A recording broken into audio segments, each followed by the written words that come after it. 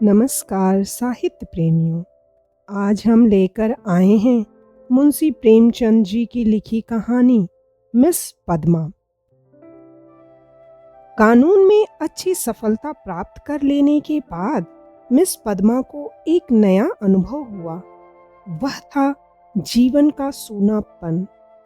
विवाह को उन्होंने एक अप्राकृतिक बंधन समझा था और निश्चय कर लिया था कि स्वतंत्र रहकर जीवन का उपभोग करूंगी।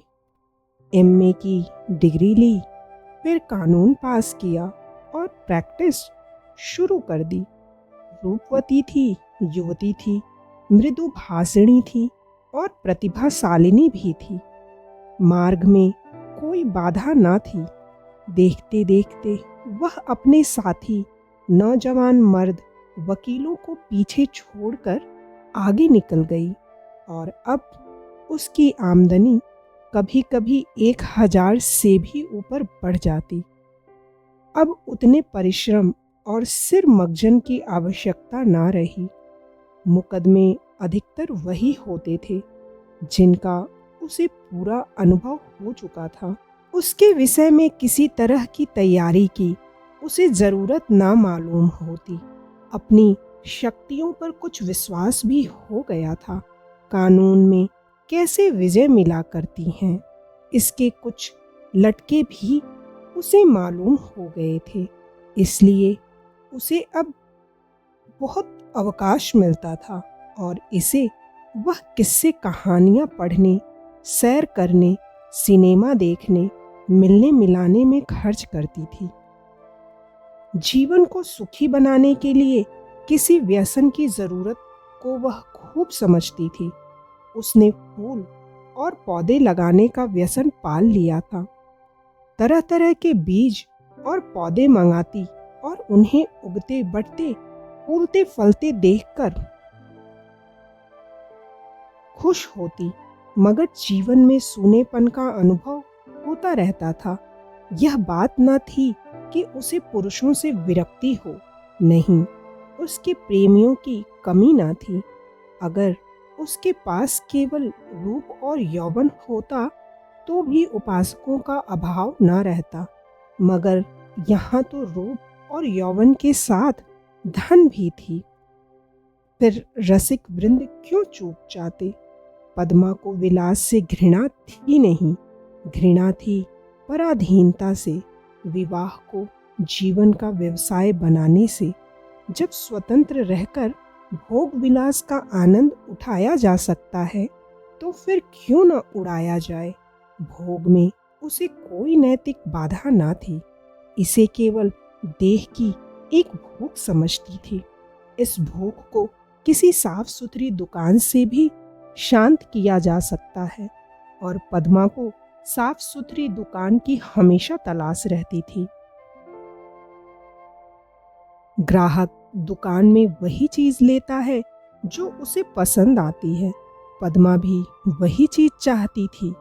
यूं उसके दर्जनों आशिक थे, कई वकील, कई प्रोफेसर, कई डॉक्टर, कई रईस, मगर ये सब के सब अय्याश थे, बेफिक्र, केवल भौरे की तरह रस लेकर उड़ जाने वाले। ऐसा एक भी ना था जिस पर वह विश्वास कर सकती। अब उसे मालूम हुआ कि उसका मन केवल भोग नहीं चाहता, कुछ और भी चाहता है। वह चीज क्या थी? पूरा आत्मसमर्पण, और यह उसे ना मिलता था। उसके प्रेमियों में एक मिस्टर प्रसाद था, बड़ा ही रूपवान और धुरंधर विद्वान, एक कॉलेज में प्रोफेसर था। वह भी मुक्त भोग का आदर्श का उपासक था और पद्मा उस पर फिदा थी। चाहती थी उसे बांध कर रखे, संपूर्णतः अपना बना ले, लेकिन प्रसाद चंगुल में ना आता था। संध्या हो गई थी। पद्मा सैर करने जा रही थी कि प्रसाद आ गए। सैर करना मुलतवी हो गया। बातचीत में सैर से कहीं ज्यादा आनंद था और पद्मा आज प्रसाद से कुछ दिल की बात कहने वाली थी। कई दिन के सोच विचार के बाद उसने कह डालने का निश्चय किया। उसने प्रसाद की नसीली आंखों से आंखें मिलाकर कहा, तुम यहीं मेरे बंगले में आकर क्यों नहीं रहते? प्रसाद ने कुटिल विनोद के साथ कहा, नतीजा यह होगा कि 2-4 महीने में यह मुलाकात बंद हो जाएगी। मेरी समझ में नहीं आया तुम्हारा आशय क्या है? आशय वही है जो मैं कह रहा हूँ। आखिर क्यों? मैं अपनी स्वाधीनता न खोना चाहूँगा, तुम अपनी स्वतंत्रता न खोना चाहोगी। तुम्हारे पास तुम्हारे आशिक आएंगे, मुझे जलन होगी। मेरे पास मेरी प्रेमिकाएं आएंगी, तुम्हें जलन होगी। मनमुटाव होगा, फिर वैमनस्य होगा और तुम मुझे घर से निकाल दोगी। घर तुम्हारा है ही, मुझे बुरा लगेगा ही। फिर यह मैत्री कैसे निभेगी? दोनों कई मिनट तक मौन रहे। प्रसाद ने परिस्थिति को इतने स्पष्ट, बेलाग, लठमार शब्दों में खोलकर रख दिया था कि कुछ कहने की जगह ना मिलती थी। आखिर प्रसाद ही को नुक्ता सूझा। बोला, जब तब हम दोनों यह प्रतिज्ञा ना कर लें कि आज से मैं तुम्हारा हूँ और तुम मेरी हो, तब तक एक साथ निर्वाह नहीं हो सकता। तुम यह प्रतिज्ञा करोगे? पहले तुम बतलाओ। मैं करूँगी तो मैं भी करूँगा, अगर इस एक बात के सिवा मैं और सभी बातों में स्वतंत्र रहूंगी, और मैं भी इस एक बात के सिवा हर बात में स्वतंत्र रहूंगा। मंजूर? मंजूर तो कब से? जब से तुम कहो। मैं तो कहती हूं कल ही से तय हो। तय? लेकिन अगर तुमने इसके विरुद्ध आचरण किया तो, और तुमने किया तो तुम मुझे घर से निकाल सकती हो, लेकिन मैं तुम्हें क्या सजा दूंगा? तुम मुझे त्याग देना, और क्या करोगे? जी नहीं, तब इतने से चित्त को शांति ना मिलेगी। तब मैं चाहूंगा तुम्हें जलील करना, बल्कि तुम्हारी हत्या करना। तुम बहुत निर्दयी हो प्रसाद। जब तक हम दोनों स्वाधीन हैं, हम किसी को कुछ कहने का हक नहीं, लेकिन एक बार प्रतिज्ञा में बंध जाने के बाद फिर ने मैं इसकी अवज्ञा सह सकूंगा, ना तुम सह सकोगी। तुम्हारे पास दंड का साधन है, मेरे पास नहीं। कानून मुझे कोई भी अधिकार नहीं देगा। मैं तो केवल अपनी पशुबल से प्रतिज्ञा का पालन कराऊंगा, और तुम्हारे इतने नौकरों के सामने मैं अकेला क्या कर सकूंगा? तुम तो चित्र का श्याम पक्ष ही देखते हो। जब मैं तुम्हारी हो रही हूं, तो यह मकान, नौकर चाकर और जायदाद सब कुछ तुम्हारा है। हम तुम दोनों जानते हैं कि ईर्ष्या से ज्यादा घृणित कोई सामाजिक पाप नहीं है। तुम्हें मुझसे प्रेम है या नहीं, मैं नहीं कह सकती, लेकिन तुम्हारे लिए मैं सब कुछ सहने, सब कुछ करने के लिए तैयार हूँ। दिल से कहती हो पद्मा, सच्चे दिल से। मगर ना जाने क्यों तुम्हारे ऊपर विश्वास नहीं आ रहा है। मैं तो तुम्हारे ऊपर विश्वास कर रही हूँ। यह समझ लो, मैं मेहमान बनकर तुम्हारे घर में न रहूंगा, स्वामी बनकर रहूंगा। तुम घर के स्वामी ही नहीं, मेरे स्वामी बनकर रहोगे। मैं तुम्हारी स्वामिनी बनकर रहूंगी। प्रोफेसर प्रसाद और मिस पद्मा दोनों साथ रहते हैं और प्रसन्न हैं। दोनों ही ने जीवन का जो आदर्श मन में स्थिर कर लिया था, वह सत्य बन गया है।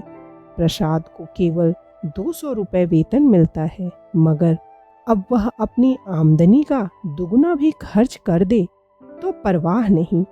पहले वह कभी कभी शराब पीता था, अब रात दिन शराब में मस्त रहता है।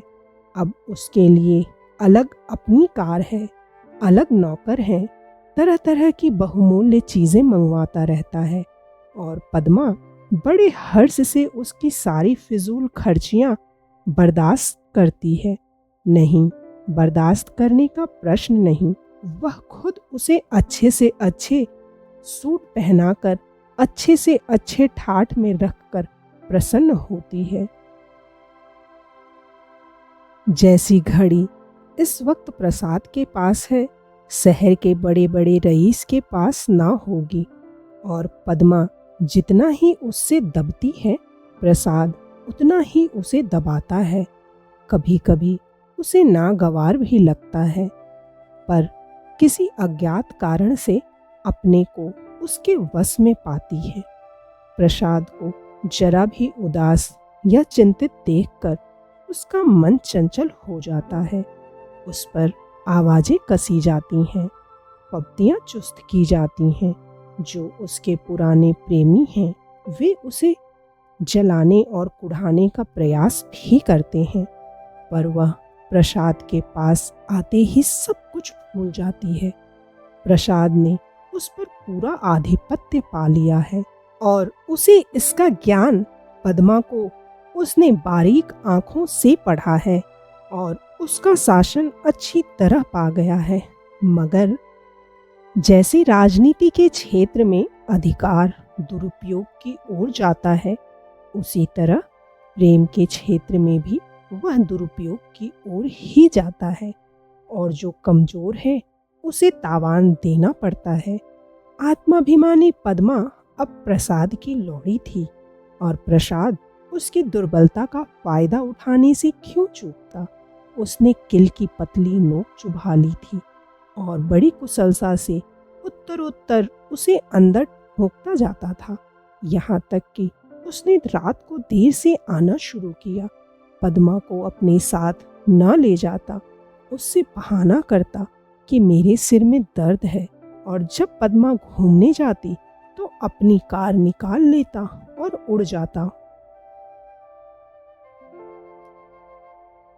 2 साल गुजर गए और पद्मा को गर्व था, वह स्थूल भी हो चली थी। उसके रूप में पहले की सी नवीनता और मादकता ना रह गई थी।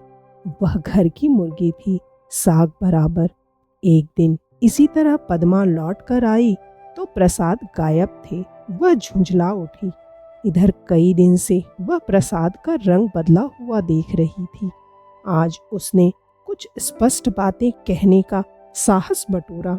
10 बज गए, 11 बज गए, 12 बज गए। पद्मा उसके इंतजार में बैठी थी। भोजन ठंडा हो गया, नौकर चाकर सो गए। वह बार बार उठती, फाटक पर जाकर नजर दौड़ाती। बाहर 1 बजे के करीब प्रसाद घर आए। पद्मा ने साहस बटोरा था, पर प्रसाद के सामने जाते ही उसे इतनी कमजोरी मालूम हुई। फिर भी उसने जरा कड़े स्वर में पूछा, आज इतनी रात तक कहाँ थे? कुछ खबर है कितनी रात है? प्रसाद को वह इस वक्त अशुद्ध सुंदरता की मूर्ति सी लगी। वह एक विद्यालय की छात्रा के साथ सिनेमा देखने गया था। बोला, तुमको आराम से सो जाना चाहिए था। तुम जिस दशा में हो उसमें तुम्हें जहाँ तक हो सके आराम से रहना चाहिए। पद्मा का साहस कुछ प्रबल हुआ। तुमसे पूछती हूँ, उसका जवाब दो। मुझे जहन्नुम में भेजो तो तुम भी मुझे जहन्नुम में जाने दो। तुम मेरे साथ दगा कर रहे हो, यह मैं साफ देख रही हूँ। तुम्हारी आंखों की ज्योति कुछ बढ़ गई होगी। मैं इधर कई दिनों से तुम्हारा मिजाज कुछ बदला हुआ देख रही हूँ। मैं तुम्हारे साथ अपने को बेचा नहीं है। अगर तुम्हारा जी मुझसे भर गया हो तो मैं आज जाने को तैयार हूँ। तुम जाने की धमकी क्या देते हो? यहाँ तुमने आकर कोई बड़ा त्याग नहीं किया है। मैंने त्याग नहीं किया है। तुम यह कहने का साहस कर रही हो? मैं देखता हूँ तुम्हारा मिजाज बिगड़ रहा है।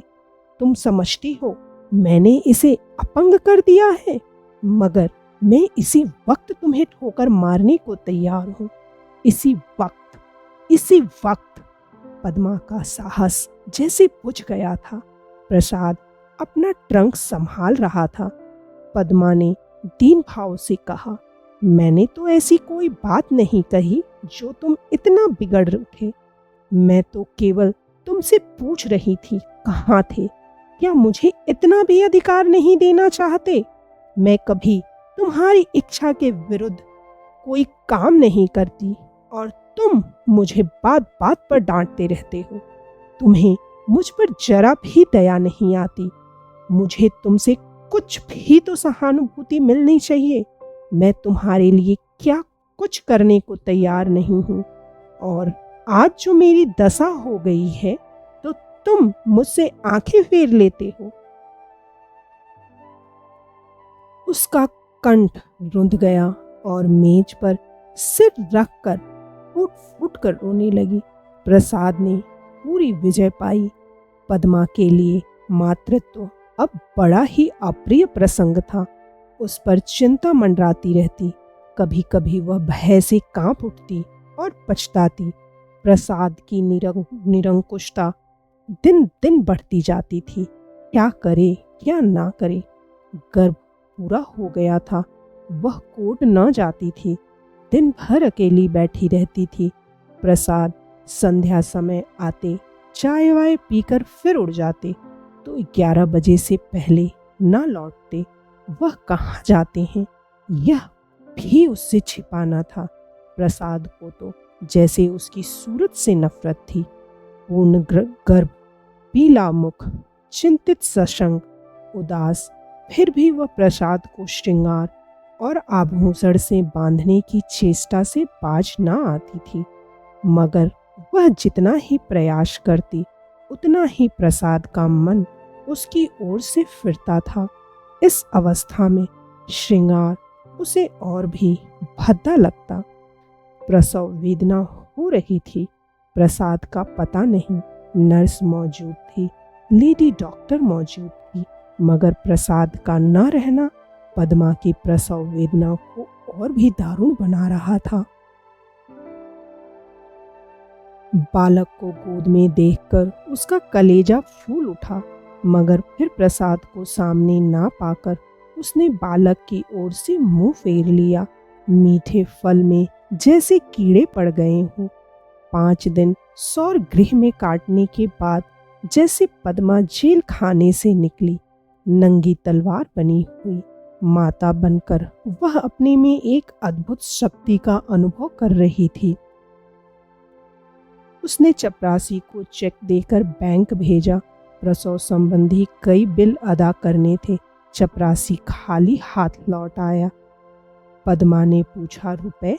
बैंक बाबू ने कहा, रुपए प्रसाद बाबू निकाल ले गए।